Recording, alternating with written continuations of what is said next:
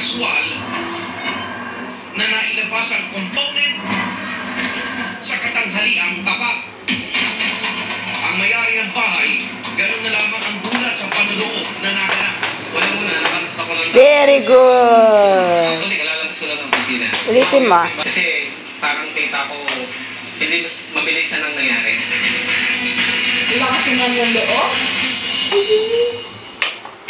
Sa isang insidente sa Lagro, Quezon City, naagapan ang isang residente dapat sana ipanuloob sa kanyang tahanan.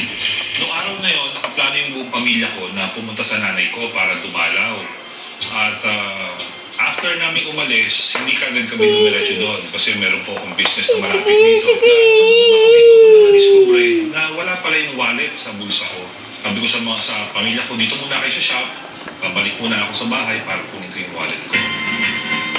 Ang pag-alis sa mga Ali-ali ito ang naging hudya sa lalaking ito na pasukin ang bahay. Sinubukan pa niya kumatok para masigurong wala ng taong naiwan.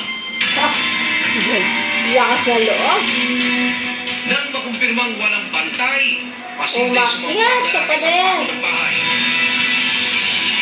Lusot na sana, pero ang alis ng may-ari nakatulog sa video ng anak. At pagbalik ko nga sa bahay, binuksan ko Yung letter E. Then, bumuksan ko na sana yung pinaka-main door ng bahay. Biglang meron na lang parang gumano na tao doon sa gilid ko, nakita sa side ng mga ko. So, immediately, sumigaw agad ako, hoy! Kasi alam kong tao yun eh. Hindi na siya nagpatumpik-tumpik at agad kumaripas ang takbo. Ang mga kapitbahay, rumesbak na rin. Kasi, EQ.